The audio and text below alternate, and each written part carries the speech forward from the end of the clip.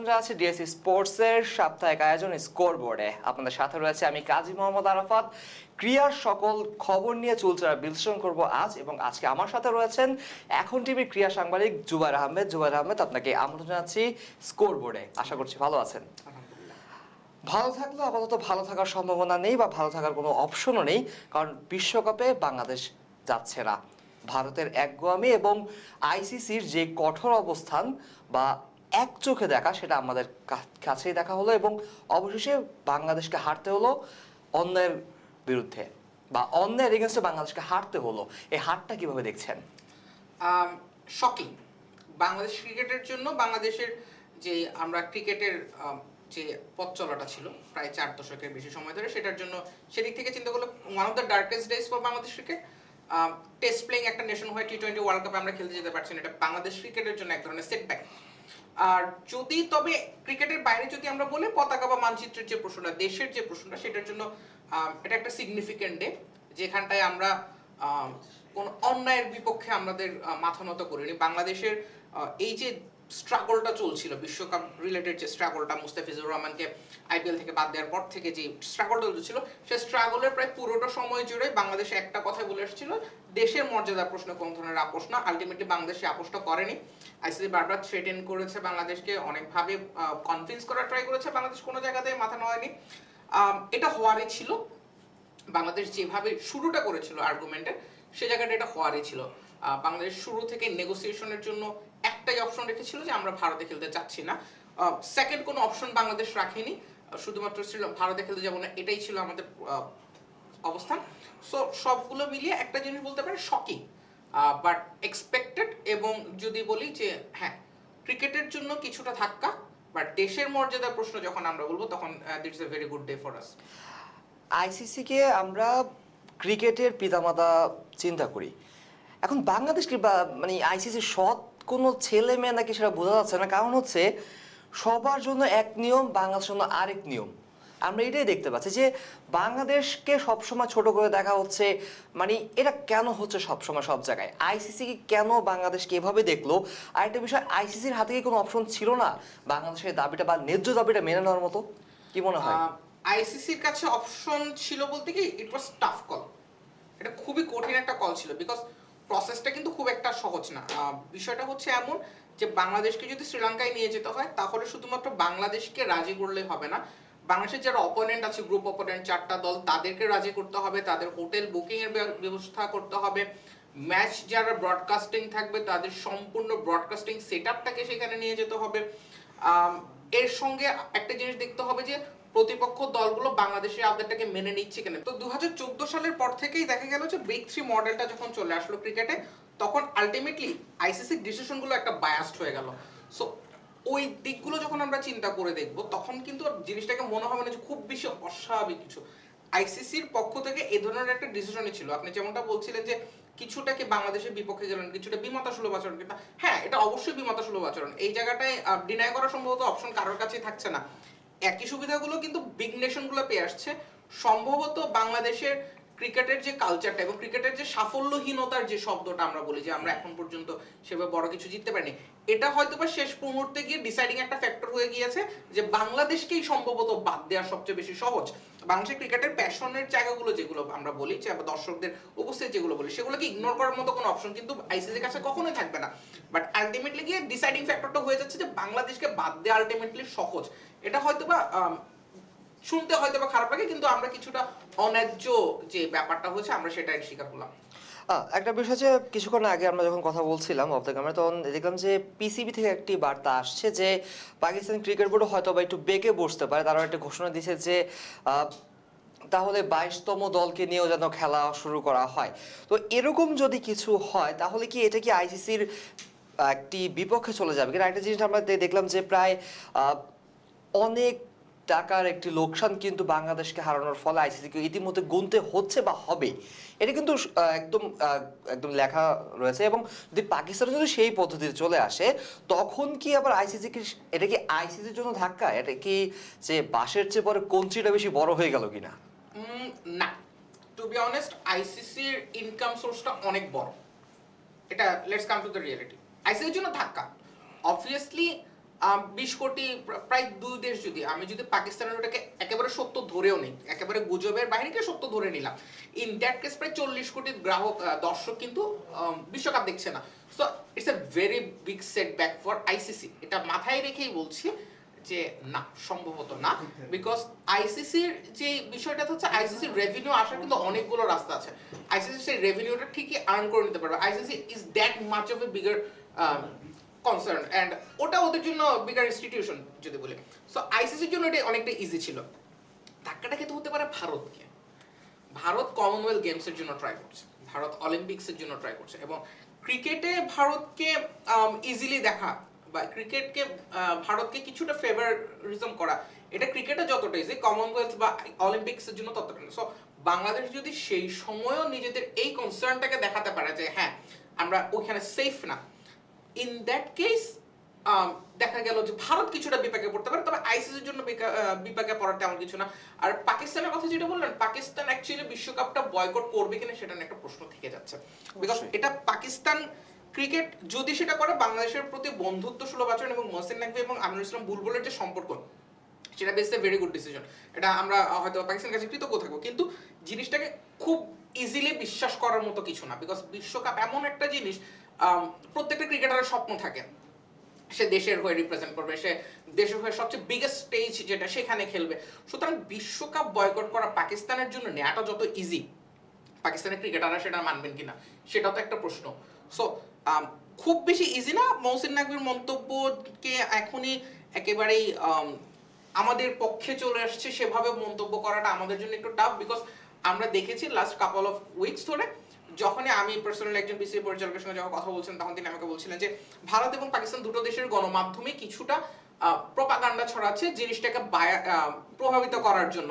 সুতরাং পাকিস্তানের খবরটাকে একেবারে এখনই সত্য বলে ধরে নেওয়াটা আমাদের জন্য টাফ। তবে যদি তেমন কিছু হয় সেটা আইসিসির জন্য ধাক্কা, রেভিনিউ বাংলাদেশ এবং পাকিস্তান দুটো টেস্ট প্লেইং দেশ সরে যাওয়ার আইসিসির জন্য বড় ধাক্কা হবে। একটা বিষয় সকলেই যেটা এটা স্বীকার করতে হবে যে ক্রিকেটের ক্ষেত্রে যদি, বিশেষ করে ক্রিকেটের ক্ষেত্রে যদি হয়ে থাকে, বাংলাদেশের থেকে পাগলা ফ্যান বেস হয়তো বা বিশ্বের অন্য কোনো দেশে খুব কম আছে। বায়াসটা একটা অন্য বিষয়, কিন্তু ফ্যান বেস একটা বাংলাদেশের হচ্ছে ফ্যান বেস। আমরা যদি একটু পিছিয়ে ফিরে যায়, কয়েকদিন আগে কিছু খবর দেখছিলাম যে প্রায় 21 জনের মতো খেলোয়াড়দের বিসিসিআই বা ভারত সরকার হচ্ছে ভিসা দিচ্ছে না। তো এই জিনিসগুলো যখন সামনে আসবে, ইতিমধ্যে ইউএস এর 5 জন প্লেয়ারকে তারা, সম্ভবত 5 জন প্লেয়ারকে তারা ভিসা দেয়নি, তারা যে কমনওয়েলথের যে দিকে আগাচ্ছে, তারা যে পরবর্তীতে অলিম্পিকের জন্য আগাচ্ছে, তখন কি এই জিনিসটা তারা কি বাধা সৃষ্টি হবে তাদের জন্য, যে তারা যে অ্যাজ এ ভাই বোন পাকিস্তানি বা মুসলিম হওয়ার কারণে তারা যে এই কাজগুলো করছে, তো এই ধাক্কাগুলো কি, এই হোমওয়ার্ক কি ভারত বা বিসিসিআই বা আইসিসি কি করছে না? এটা একটা বড় প্রশ্ন ভারতের ইন্টারনাল পলিটিক্সের দিক থেকে। এই প্রশ্নটা ক্রীড়ার ক্ষেত্র থেকে যতটা ভালোভাবে বোঝা যাবে তার থেকে অনেক বেশি ভালোভাবে বোঝা যাবে জিওপলিটিক্সের দিক থেকে। জিওপলিটিক্যালি ভারতের রাজনৈতিক প্রেক্ষাপট এখন যেমন আছে, এবং বাংলাদেশ, পাকিস্তান এবং এই সাবকন্টিনেন্টের পলিটিক্যাল সিচুয়েশন যেমন আছে, সেটা অনেক ভালোভাবে বোঝা যাবে। তবে ভারত যে ক্রীড়াবিদদেরকে যথাযথ মূল্যায়ন করতে পারছে না, এবং বিশেষ করে কোনো কারণে যদি কেউ মুসলিম বংশোদ্ভূত বা মুসলিম হয়ে থাকে বা পাকিস্তানি বংশোদ্ভূত হয়ে থাকে, সেক্ষেত্রে যে একটা এক চোখা নীতি যেটাকে বলে বাংলা ভাষায়, শুদ্ধ বাংলায়, তেমন কিছু যে করছে সেটা একেবারে স্পষ্ট। সুতরাং ভারতের সম্ভবত নিজেদের হোমওয়ার্কটাকে আরেকটু বাড়ানো উচিত, যে তারা অ্যাকচুয়ালি কি করতে চাচ্ছে। অ্যান্ড জিওপলিটিক্যালি একটা জিনিস কি, এই সাবকন্টিনেন্টের রাজনীতিতে একটু স্টেবল হওয়া দরকার। আর সব দিক থেকে স্টেবল হলে সম্ভবত আমরা রাজনৈতিক সম্পর্কের বাইরে গিয়ে ক্রিকেট বলি বা অন্য যে কোনো স্পোর্টস বলি, স্পোর্টস স্পিরিট যে শব্দটাকে আমরা সবসময় ক্রীড়া সাংবাদিকদের ব্যবহার করি, সেটা সম্ভবত সবচেয়ে ভালোভাবে ব্যবহার করা যাবে যদি ভারত কিছুটা অন্তত আন্তরিক হয় ক্রীড়ার ক্ষেত্রে। এখানে একটা বিষয় যে আমি আজকে একটা হয়তো বা সংবাদটা দেখলাম আমাদের যে দেশীয় গণমাধ্যমের মধ্যে, যে কলকাতা বা যেই বাঙ্গল যে আমরা বলে থাকি, যে যেখানে বাংলাদেশের ম্যাচগুলো হওয়ার কথা ছিল, সেইখানে একজন লোককে বাংলাদেশি বলে তাকে মারধর করা হয় এবং হয়তো বা তাকে শারীরিকভাবে লাঞ্ছিত করা হয়। বাংলাদেশি তাকে বাংলাদেশি বলে, বাংলাদেশি ট্যাগ দিয়ে। এখন বিসিবি বা বাংলাদেশের যেই স্ট্যান্ড ছিল, আপনারা প্রথমত বললেন যে আমাদের এক মোস্তাফিজকে আপনারা নিরাপদ দিতে পারবেন না। ওকে, ঠিক আছে, আপনার 9,20,00,000 টাকা ফিরিয়ে দিলাম, মোস্তাফিজ আপনি নিয়ে যান। ওকে ফাইন, আপনারা আমাকে, আমার মোস্তাফিজকে আপনারা নিরাপদ দিতে পারবেন না, ঠিক আছে, আপনার আইপিএলে খেলালেন না। তখন যখন এই নিউজটা আমরা পাই মোস্তাফিজের, তখন কিন্তু আমরা শুনতে পাই যে বিসিসিআই এর মাধ্যমে কোনো একটা কারণে মোস্তাফিজকে বাদ দেওয়া হয়েছে, কিন্তু পরবর্তীতে বিসিসিআই এর লোকরা বলছে যে তারা এই সম্বন্ধে কিছু জানেই না। এটা হচ্ছে প্রথম বিষয়। আচ্ছা, দ্বিতীয় যে বিষয়টা হচ্ছে, বাংলাদেশের কনসার্নটা দেখিয়েছিল যে আপনারা আমার এক মোস্তাফিজকে আপনি নিরাপদ দিতে পারছেন না, আপনার দাঙ্গার ভয়ে যেই ভয়, আমার যে প্লেয়াররা যাবে তাদের কি আপনারা নিশ্চয়তা দিবেন? তারপরে ভারত যে বলতে আমরা জেড প্লাস সিকিউরিটি বা সর্বোচ্চ সিকিউরিটি এনশিওর করবো, ঠিক আছে। জেড প্লাস সিকিউরিটি আমার যে গণমাধ্যম কর্মীরা যারা যাবেন, আমার যারা দর্শকরা যাবেন, তখন তাদেরকে কি নিরাপত্তা দেওয়া হবে? তখন তারা বলছে যে একটি অবাঞ্ছনীয় ঘটনা ঘটছে, এখানে কোনো সত্যতাই নেই। কিছুক্ষণ আগে একটা আজঙ্কা রাহিনের আমরা দেখলাম যে ভারত হচ্ছে সবচেয়ে নিরাপদ কান্ট্রি। বিষয়টা হাস্যকর হলেও তাদেরকে মানতে এত কষ্ট হচ্ছে কেন যে তারা সত্যিটা মানতে পারছে না। এটা কিন্তু সবসময় ভারতের ক্ষেত্রে হয়ে আসছে, ভারত কোনো সময় সত্যিটা মানতে পারে না বা বাংলাদেশ স্ট্যান্ডে যাচ্ছে। এখানে আমার যে ব্যক্তিগত মনে হচ্ছে বাংলাদেশ নিজেকে অনেক উপরে রয়েছে এবং সত্যর জয় ইনশাল্লাহ একদিন হবে। আপনার কি মনে হয় এই সবগুলো বিষয় নিয়ে? সিরাজুল খান আলমগীর, সিরাজুল ইসলাম আলমগীর বিসিবি সাবেক পরিচালক ছিলেন, তিনি একদিন একটা কথা বলছিলেন যে বিসিসিআই বা ভারত কখনোই নিজের সুবিধার বাইরে বাইরের কোনো সুবিধা দেখে না। আমি কথাটার রেফারেন্সটা এই কারণে বললাম, আজকে ভারত বলছে তারা সবচেয়ে বেশি নিরাপদ দেশ। ভারতের এই নিরাপদ দেশ, এই শব্দটার মধ্যে ভারতের স্পোর্টস পলিটিক্সের অনেক কিছু জড়িত। আপনি চিন্তা করে দেখেন, আইপিএল আছে বিশ্বকাপের পরপরই। ভারত যদি নিরাপত্তা ইস্যুতে কোনো কারণে বাধাগ্রস্ত হয় বা কোনো কারণে যদি নেগেটিভ একটা ইম্প্যাক্ট পড়ে, তাহলে সেটা কিন্তু আইপিএল এর যে রেভিনিউ সেটাতে আঘাত পড়বে খুবই স্বাভাবিকভাবে। যদি ভারতের নিরাপত্তা বিঘ্নিত হয়, তাহলে ভবিষ্যতে যে কোনো স্পোর্টস ইভেন্টগুলো আমরা যদি দেখি, 2031 সালের ওয়ানডে ওয়ার্ল্ড কাপের আয়োজনে কিন্তু ভারত বাংলাদেশ যৌথভাবে আরো অনেকগুলো আয়োজনের মাঝে আছে ভারতের মধ্যে। ভারত এই কিছুদিন আগেও ওয়ার্ল্ড টেস্ট চ্যাম্পিয়নশিপের ফাইনাল আয়োজনের জন্য তারা আইসিসির কাছে আবেদন করেছিল। সো অনেকগুলো ইভেন্ট কিন্তু ভারত কেন্দ্রিক আছে। ভারত যদি এই জিনিসটা স্বীকার করে নেয় যে বাংলাদেশ মানে নিরাপদ না, তখন কিন্তু এক ধরনের সেটব্যাক ভারতের জন্য। এখানে আরেকটা বিষয় ইনক্লুড করতে হবে যে ভারত নিরাপদ, এটা সত্য, কারণ ভারত 2023 বিশ্বকাপটা খুব ভালোভাবেই আয়োজন করে দেখিয়েছে, তখন বাংলাদেশে খেলতে গিয়েছে, পাকিস্তানে খেলতে গিয়েছে। কিন্তু জিনিসটা যেটা হয়ে গেছে, ভারত নিরাপদ, সেটা কার জন্য, কাদের জন্য? আপনি দেখেন 2024 সালের কানপুর টেস্ট, কানপুরের মাঠের বাহিরে বাংলাদেশের সমর্থকদের লাঞ্ছিত করার ঘটনা ঘটেছে, বাংলাদেশের পতাকা নিয়ে বিক্ষোভ হয়েছে। কিছু কিছু গণমাধ্যমের, ভারতীয় সেইখানকার মধ্যপ্রদেশের কিছু কিছু স্থানীয় গণমাধ্যমে অবশ্য বাংলাদেশের পতাকাও পোড়ানো হয়েছিল, টাইগার শোয়েবের বাঘও ছিঁড়ে ফেলা হয়েছিল, আমরা দেখতে পেয়েছি। হ্যাঁ, ও ধরনের কিছু ইনসিডেন্ট হয়। তাহলে যদি এটা হয়ে যায়, তাহলে কিন্তু ভারতের যে আন্তর্জাতিক যে পরিমণ্ডলের যে ইমেজটা, সেটা অনেকটা বেশি লঙ্ঘিত হচ্ছে। এবং ভারত নিরাপদ না, এটাও সত্য। বাংলাদেশের পার্সপেক্টিভে যে জিওপলিটিক্সের যে কথাটা আমি একটু আগে বললাম, জিওপলিটিক্যাল কারণে বাংলাদেশের মানুষজন সেখানে গিয়ে নিরাপদ না। আপনি চিন্তা করে দেখেন, কিছুদিন আগেই এই নভেম্বরে সম্ভবত অস্ট্রেলিয়া যখন নারী বিশ্বকাপ খেলতে যায়, দুজন অস্ট্রেলিয়ান নারী ক্রিকেটার হেনস্থার শিকার হয়েছিল ভারতের নাগরিক দ্বারা। সুতরাং ভারত নিরাপদ না, সেটা কিন্তু প্রমাণিত। কিন্তু নিজেদেরকে প্রতিযোগিতামূলক বাজারে টিকিয়ে রাখার যে ব্যাপারটা ছিল, এবং এখানে ভুলে গেলে চলবে না, ভারতের বর্তমান কেন্দ্রীয় স্বরাষ্ট্রমন্ত্রী অমিত শাহ, তার পুত্র জয় শাহ আইসিসি প্রধানের চেয়ারে। সুতরাং কোনো না কোনো ভাবে সিদ্ধান্তটা যে কিছুটা নিজ দেশের প্রতি হেলে পড়ছে না, সেই নিশ্চয়তাটাও দেওয়া যায় না। আমি যখন এইখানটায় বসে একটা মিডিয়ার সামনে বসে আমি যখন আমার দেশের রিপ্রেজেন্টেটিভের কথা বলছি, জয়শাও তার ওই চেয়ারটা বসে তার নিজ দেশের রিপ্রেজেন্টেটিভ হবে, এটা খুবই স্বাভাবিক। কিন্তু সেই স্বাভাবিকতা করাটা উচিত কিনা সেটা হচ্ছে প্রশ্ন। জয়শা কি ওই ধরনের একটা চেয়ারে বসে নিজ দেশের পক্ষে ডিসিশন দিতে পারেন কিনা, বা আমরা যদি বলি যে প্রভাবিত হয়ে ডিসিশন দেয়া, বিগ থ্রির যে কনসেপ্টটা আমরা একটু আগে বলছিলাম 2014 সাল থেকে শুরু হয়েছে, ওই চেয়ারে বসে, দায়িত্বশীল চেয়ারে বসে ওটা দেওয়া উচিত কিনা, সেটা একটা প্রশ্ন। এবং সেই প্রশ্নের উত্তর অবশ্যই বলতে হবে, এরকম একটা পদে বসে আপনি এমন সিদ্ধান্ত দিতে পারেন না। সুতরাং ভারতের অস্বীকার করাটাই স্বাভাবিক ছিল, কিন্তু ডিসিশন নেওয়াটা যেই পর্যায় থেকে ডিসিশনটা আসছিল, সেখান থেকে আমরা নিরপেক্ষতা আশা করেছিলাম, আইসিসি সেই নিরপেক্ষতাটা পুরোপুরি ভঙ্গ করেছে। আমরা এক কথায় বলতে পারি যে আইসিসি আমাদেরকে একদম নাজেহাল অবস্থা যেটা রয়েছে, একদম শেষ সীমানে আমাদেরকে দাঁড় করিয়ে দিয়েছে। এবং আমার একটা ব্যক্তিগত প্রশ্ন যে আইসিসি কি কোনো দেশকে একটি আলটিমেটাম দিতে পারে কিনা? আমিনুল ইসলাম বললো বিসি বসের সাথে যখন প্রেস ব্রিফিং করে, তখন তিনি বলে যে আইসিসির এটা করা ঠিক না, বা একটা দেশকে আপনি আলটিমেটাম কিভাবে বেঁধে দেন। আর একটা বিষয় হচ্ছে আইসিসি সবসময় থাকা উচিত একটা স্বতন্ত্র প্রতিষ্ঠান হিসাবে। তো এখানে যে একচোখামি হচ্ছে, এখানে মূলত ক্ষতিগ্রস্তটা হচ্ছে কে? ক্রিকেট, ক্ষতিগ্রস্ত হচ্ছে খেলোয়াড়রা, ক্ষতিগ্রস্ত হচ্ছে যারা ক্রিকেটকে ভালোবাসে সেই সব দেশ। আজকে বাংলাদেশের সাথে হচ্ছে, কালকে পাকিস্তানের, পরের দিন অন্য দেশের সাথে হবে, কিন্তু এই জিনিসগুলা কেন হচ্ছে আইসিসির নজরে পড়ছে না? এটা কি একমাত্র যে জয় শাহরের কারণে? না, এটা বিজনেস মডেল, এটা পুরোপুরি আইসিসি বিজনেস মডেল। খুব চমৎকারভাবে যদি আমি ব্যাখ্যা করি, আইসিসির যে বড় অংশটা আসে দর্শকদের কাছ থেকে বলি, বা স্বাভাবিকভাবে পুরো ইন্ডিয়ার একটা cricket loving nation, we have to admit it. India খুবই ক্রিকেট লাভিং একটা নেশন, যেখানে ক্রিকেটটাকে অনেকে ধর্মের চোখেই দেখেন, যেখানে সচিনকে একজন দেবতার মতো করে, ঈশ্বরের মতো করে পূজা করা হয়। সচিন টেন্ডুলকার ওই জায়গাটা পেয়েছিলেন ইন্ডিয়ার কারণে। ইন্ডিয়া খুবই স্পোর্টস লাভিং একটা কান্ট্রি, ইন্ডিয়া খুবই ক্রিকেট লাভিং একটা কান্ট্রি। 135-40 কোটির একটা দেশ থেকে যে পরিমাণ রেভিনিউটা আসে, সেটা অবশ্যই আর্থিকভাবে আইসিসিকে কিছুটা বায়াসড করে। ডিসিশন মেকিং এর ক্ষেত্রে সেটাই পার্থক্য হয়ে দাঁড়ায়। দেখবেন আপনি আইসিসি যখন রেভিনিউ মডেলটা, যেটা আমরা বর্তমান 2024 থেকে 2027 সাইকেল পর্যন্ত দেখছি, একটা সিংহভাগ প্রায় 38% এর মতো চলে যাচ্ছে হচ্ছে ভারতের কাছে, যেখানে 6.75 or সামথিং পার্সেন্ট পাচ্ছে ইংল্যান্ড। প্রথম দুটো দেশের মধ্যে পার্থক্য কিন্তু অনেক বড়। সুতরাং যেটা সত্য, যেটা হচ্ছে আর্থিক যে ব্যাপারটা থাকে, আইসিসির ইনকাম মডেল যেটা থাকে, সেই ইনকাম মডেলটা এখানে সবচেয়ে বড় পার্থক্য। আজকে যদি ভারতে একটা সিরিজ হয়, সেখান থেকে কি পরিমাণ রেভিনিউ জেনারেট হচ্ছে। এই মুহূর্তে নিউজিল্যান্ড সেখানে ভারতে খেলছে, আপনি চিন্তা করে দেখেন পুরো বিপিএল, আমরা গতকাল যেটা পুরো বিপিএল যেটা শেষ করলাম, পুরো বিপিএল এর রেভিনিউ জেনারেট হয়তো বা একটি ওয়ান ডে সিরিজের থেকে বেশি কম হচ্ছে।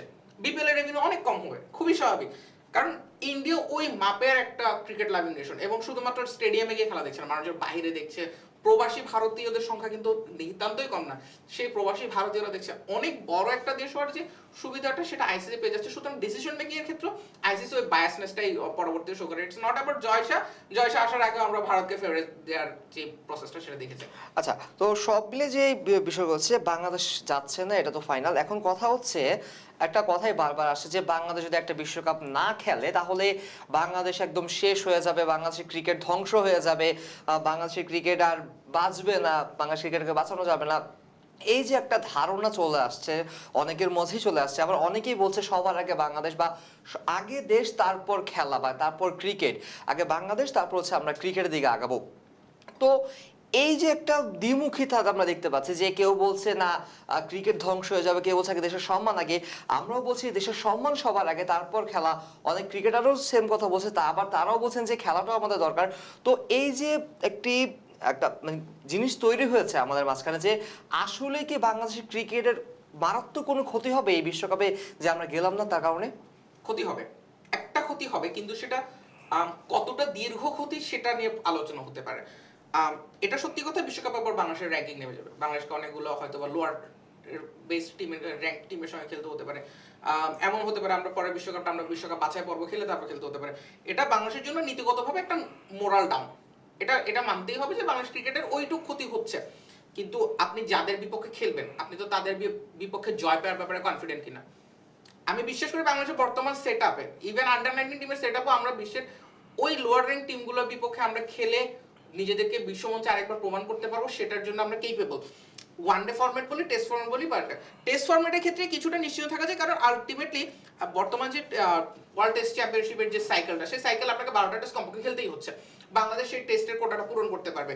প্রবলেমটা হয়ে যাবে টি-20 ফরম্যাটের বেলায়। টি-20 ফরম্যাটে আপনাকে কিছুটা সময় র্যাঙ্কিং এর নিচের দিকে থাকা, নিচের দিকে দেশগুলোর সঙ্গে থাকা, কিংবা ওই ব্যাপারগুলো থাকবে। আরেকটা বড় জিনিস হবে, বাংলাদেশের আর্থিক একটা ক্ষতি হবে। বাংলাদেশের আর্থিক ক্ষতিটা কেমন, যে বিশ্বকাপের যে পার্টিসিপেশন ফিটা থাকে, ম্যাচ উইনিং ফি গুলো থাকে, সেগুলো থেকে বাংলাদেশ বঞ্চিত হবে।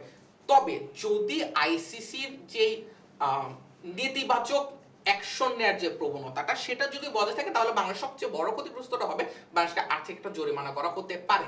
বাংলাদেশের আর্থিক জরিমানাটা কেমন হতে পারে, যে বাংলাদেশ থেকে তারা যে রেভিনিউটা পেত, তারা যখন পাচ্ছে না, তখন বাংলাদেশকে এই ধরনের একটা আর্থিক জরিমানা করতে পারে। তবে ইতিপূর্বে আর্থিক জরিমানা কোনো নজির নেই। 2003 সালের যে ইনসিডেন্টগুলো বলি, বা অনূর্ধ্ব-19 বিশ্বকাপে অস্ট্রেলিয়া খেলতে না যাওয়া সেই ইনসিডেন্টগুলো বলি, কোনো বেলাতেই আইসিসিকে এর আগে অন্তত আর্থিক জরিমানা করতে দেখা যায়নি। সুতরাং এবার যদি আইসিসি আর্থিক জরিমানা করে, সেটা বাংলাদেশের জন্য সবচেয়ে বড় সংখ্যার ব্যাপার। কিন্তু আইসিসি আর্থিক জরিমানা করতে পারে কিনা, আইসিসির প্রিভিয়াস লস অনুযায়ী এটা হয়নি। সুতরাং ক্ষতি হবে, সেটা স্বীকার করে বলছি। সম্ভবত সেটা স্বল্প কিংবা মধ্যমেয়াদী একটা ক্ষতি। দীর্ঘমেয়াদী যে প্রসেস, ক্ষতির যে প্রসেসটা তার আগেই বাংলাদেশ ক্রিকেট রিকভার করবে, সেটাই প্রত্যাশা করছি। একটা বিষয়, প্রতিটা দেশের ক্ষেত্রে কিন্তু আমরা দেখি ধাক্কা খাওয়ার একটা বিষয় রয়েছে। আমরা যদি বড় বড় যদি দেশও দেখি, যে ভারতকে যদি কথা বলি, 2007 সালে যে ভারত যে ধাক্কাটা খায়, তারপরে ইংল্যান্ড যে ধাক্কাটা খায় বাংলাদেশের সাথে, এবং আরো বড় বড় যেসব বর্তমানে আমরা বিগ নেম বলি বা বিশ্ব ক্রিকেটে, তারা কিন্তু ধাক্কা খেয়েছে, হয়তো এইভাবে খায়নি, অন্যভাবে তারা মানে ক্রিকেটের দিক দিয়ে ধাক্কা খেয়েছে। এই ধাক্কা খাওয়ার পর কিন্তু তাদের কিন্তু রূপরেখাই চেঞ্জ হয়ে গিয়েছে। আমার ব্যক্তিগত মতামত হচ্ছে, বাংলাদেশের যে পঞ্চপাণ্ডব ছিল, সে বাংলাদেশ, আমার ব্যক্তিগত মতামত, বাংলাদেশ এখন পঞ্চপাণ্ডবের মধ্যে আটকে আছে। কালকে যখন বিপিএল শেষ হচ্ছে, তখন আমরা কি দর্শকরা শুনতে পাচ্ছি যে পঞ্চপাণ্ডব যারা ছিলেন তারাই ছিলেন খেলোয়াড়, এরাও খেলোয়াড়ের গোনায় ধরছে না তারা। এটা হচ্ছে মেন কথা। তো এই যে ধাক্কা, এই ধাক্কা থেকে কি বাংলাদেশের পঞ্চপাণ্ডবের যে নীতি, সেই নীতি থেকে কি বাংলাদেশ বেরোয় আসতে পারবে কিনা? আর যদি না পারে, আমার মনে হয় এটা বাংলাদেশ সবচেয়ে বড় লস হবে, যে এই ধাক্কা খাওয়ার পর বাংলাদেশ রিবিল্ড হতে পারলো না, বাংলাদেশ দল একটি মানে ওই বিগ নেম হতে পারলো না। আপনার কি মনে হয়? পঞ্চপাণ্ডবের কনসেপ্টটা হচ্ছে বাংলাদেশ ক্রিকেট তারা অনেক কিছু দিয়েছে, থ্যাঙ্কস টু দ্যাম। অবশ্যই ক্রিকেটের জন্য তারা যা করেছেন দ্যাটস গুড। যদিও তাদের সময় আমরা কোনো বড় দল হয়ে উঠতে পারিনি, আমরা জায়ান্ট কিলার পর্যন্তই বাংলাদেশ ছিল। আমাদের উচিত ছিল অন্তত 2019 বিশ্বকাপ সেমিফাইনাল যাওয়া, আমাদের উচিত ছিল আমাদের ট্রফি ক্যাবিনেটে দুটো এশিয়া কাপের টাইটেল থাকে। জুবাল ভাই, অনেক তো আইসিসি এবং বিসিসিআই এর কথা হলো, যেহেতু আমরা যেতে পারছি না, কিছু করার নাই, আমাদেরকে হার মানতেই হলো, যদিও সত্যের জয় হবে ইনশাল্লাহ একদিন। তো একদিন আগে বিপিএল শেষ হলো, তো কি মনে হলো এবারে বিপিএল এর প্রাপ্তিটা কি? এবারে বিপিএল এর সবচেয়ে বড় প্রাপ্তি একটা মেসেজ, বিসিবির কাছে একটা মেসেজ অন্তত বিসিবি পেয়েছে, সেটা হচ্ছে কোনো কিছু শুরু করলে শেষটা করা যেতে পারে, there is always a light at the end of the tunnel. এটা হচ্ছে বিসিবির সবচেয়ে বড় প্রাপ্তি। টুর্নামেন্টে দুইবার বন্ধ হয়েছিল, একবার আমাদের জাতীয় নেত্রী খালেদা জিয়ার ইন্তেকালের সময়টা, দ্বিতীয়বার হচ্ছে প্লেয়ারদের সঙ্গে যে সমস্যাটা তৈরি হলো সেটার বিষয়ে।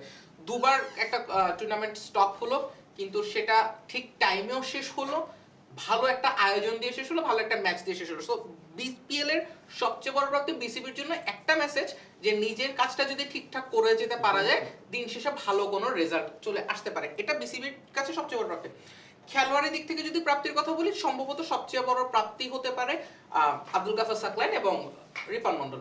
তারা প্রমাণ করেছেন এশিয়া কাপ রাইজিং স্টারসে, কিন্তু যে জিনিসটা হলো, বিপিএল এর একটা আলাদা লেভেল থাকে, এখানটায় খেলছে এমন যারা জাতীয় দলে খেলেন, কিংবা জাতীয় দলে কদিন আগেই খেলে গিয়েছে, বা জাতীয় দলের সামনের দিনগুলোতে খেলবে।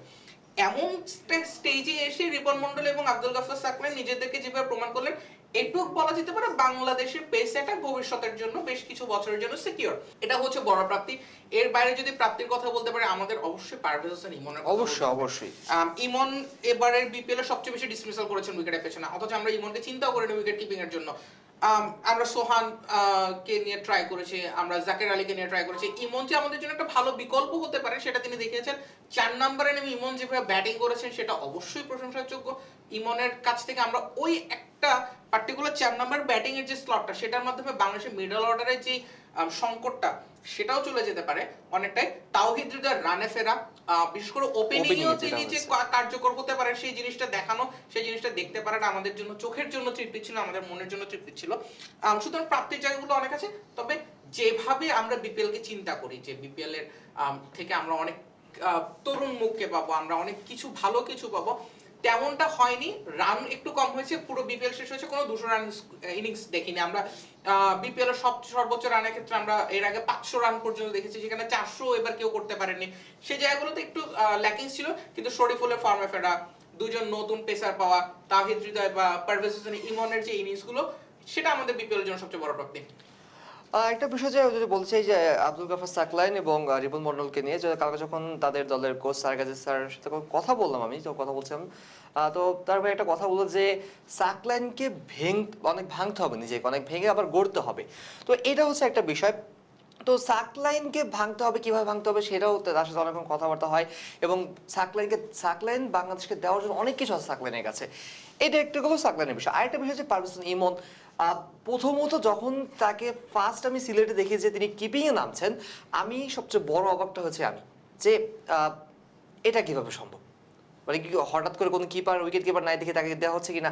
তারপরে তিনি যা কিপিং করলেন, আমার মনে হয় তিনি লিটন কুমার দাসের রিপ্লেসমেন্ট হিসাবে, কিপার হিসাবে লিটন কুমার দাসের রিপ্লেসমেন্ট, জাকের আলীর রিপ্লেসমেন্ট, অঙ্কনের রিপ্লেসমেন্ট, তারপরে সোহানের রিপ্লেসমেন্ট, 4-in-1 রিপ্লেসমেন্ট, এবং তিনি এবং তার পাশাপাশি তার ওপেনিং ও ব্যাটিং, মিডল অর্ডার ব্যাটিং। আমার কাছে মনে হয় সবচেয়ে বড় প্রাপ্তি এই ইমন। পুরনোদের থেকে যদি কোনো বড় ভালো প্রাপ্তি থাকে সেটা ইমন। আমরা অনেকেই মনে হচ্ছে আরো কিছু প্রাপ্তি, বাট সবচেয়ে বড় প্রাপ্তি আমার ব্যক্তিগত মতে ইমন হচ্ছে বাংলাদেশের সবচেয়ে এইবারের বিপিএল এ সবচেয়ে বড় প্রাপ্তি, এবং সবচেয়ে বেশি রান কিন্তু তিনিই হয়েছে। ইমনকে কিন্তু আমরা এর আগেও কিপিং এ দেখেছি, ঘরোয়া ক্রিকেটার যদি দেখি আমরা ইমনকে এর আগেও দেখেছি, বয়স ভিত্তিক ক্রিকেটেও মাঝে মাঝে তিনি উইকেট কিপিং করেছেন। ইমনের ওই জায়গাটা ছিল। আর ইমনের ক্ষেত্রে যে জিনিসটা হয়েছে, বাংলাদেশ ক্রিকেটের যদি আমরা আয়ারল্যান্ড সিরিজটাকে দেখি, আয়ারল্যান্ড সিরিজের লাস্ট ম্যাচটা দেখবেন ইমনকে কিন্তু 4 নম্বরে ট্রাই করা হয়েছিল। সাইফ হাসানকে ওপেনিং করানো হয়, তানজিদ তামিমকে দিয়ে, লিটন কুমার দাসকে 3 এবং পারভেজ হোসেন ইমন 4। বিশ্বকাপে যদি বাংলাদেশ খেলতে যেত, আমার ব্যাটিং কোচ মোহাম্মদ আশরাফুলের সঙ্গে আমি কথা বলেছিলাম, তিনি আমাদেরকে যেভাবে বলেছিলেন যে বিশ্বকাপে যদি বাংলাদেশ খেলতে যায়, বাংলাদেশের সেটআপ এটাই হতো, দুজন সাইফ হাসান এবং তানজিদ তামিমকে নিয়ে ওপেনিং জুটি, লিটন দাস 3, পারভেজ হোসেন ইমন 4। ওই এক্সপেরিমেন্টটা ইমন খুব ভালোভাবে করেছেন। ইমন স্পিনের বিপক্ষে খুব ভালো করেন, বল একটু পুরাতন হয়ে উঠলে নতুন বলে অবশ্যই তানজিদ তামিম এবং পারভেজ হোসেন ইমন দুর্দান্ত পারফরমেন্স। তামিম ইকবালের পর পারভেজ হোসেন ইমনের সেঞ্চুরি আছে দেশের হয়ে। ইমন নতুন বলে বেশ ভালো, তবে পুরাতন বলেও তিনি দুর্দান্ত হতে পারেন। তিনি স্পিনের বিপক্ষে খুব সাবলীলভাবে ব্যাট চালাতে পারেন, মিডল অফ দ্য ব্যাটে তার সুইংটা খুব ভালো। এই জিনিসগুলো ইমনকে সম্ভবত এই বিপিএল এর সবচেয়ে বড় প্রাপ্তিগুলোর মধ্যে একটা করে রেখেছে। আর সাকলাইনের কথা যেটা বললেন, সাকলাইন নিজেকে ডেভেলপ করছে। সাকলাইনের সবচেয়ে বড় শক্তি হচ্ছে মিডল ওভারে পুরো বিপিএল এর সবচেয়ে কম ইকোনমি ছিল তার। সাকলাইনের মাপা বোলিংটা রাজশাহীকে ব্যাপকভাবে হেল্প করেছে। সাকলাইনের সবচেয়ে আরেকটা বড় গুণ যেটা আমরা সবাই অনেকটাই বলতে পারি না, সেটা হচ্ছে নাম্বার 10 এ নেমে তিনি বেশ ভালো ব্যাটে সুইং করাতে পারেন, এবং তার সুইংগুলো বেশ কার্যকরী। ক্যামিও ইনিংস যেটাকে বলা হয় ক্রিকেটার ভাষায়, সেই ক্যামিও ইনিংসগুলো দলকে ভালোভাবে হেল্প করতে পারে। হানা সরকার যেমনটা আমাকে বলছিলেন যে ভবিষ্যৎ বাংলাদেশের সবচেয়ে বড় তারকা হওয়ার গুণাবলী সাকলাইনের আছে, এবং তিনি সেটা দেখেই সাকলাইনকে অনেক আগে থেকে পিক করেছেন।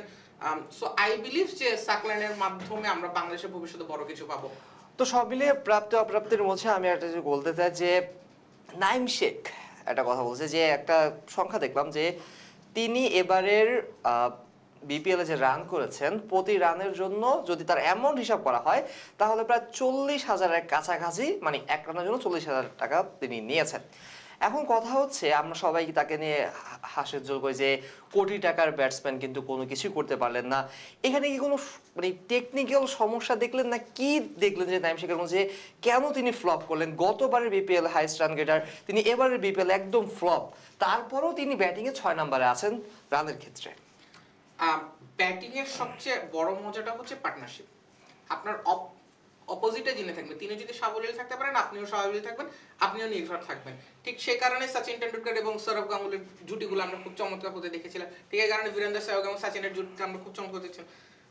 নাইম শেখ খুব চমৎকার খেলছিলেন রসিংটন যতদিন ছিল। রসিংটন খুব ফাইন টাচে ছিলেন, নেপাল প্রিমিয়ার লিগের সর্বোচ্চ রান স্কোর থেকে বাংলাদেশে এসেছিলেন, খুব ফাইন টাচে ছিলেন, এবং নাইম শেখকে তিনি খুব কমফোর্ট দিচ্ছিলেন। সুতরাং নাইম শেখের মধ্যে আমরা সেই তখন রানের ফর আমরা নাইম শেখের ব্যাটে দেখতে পাই।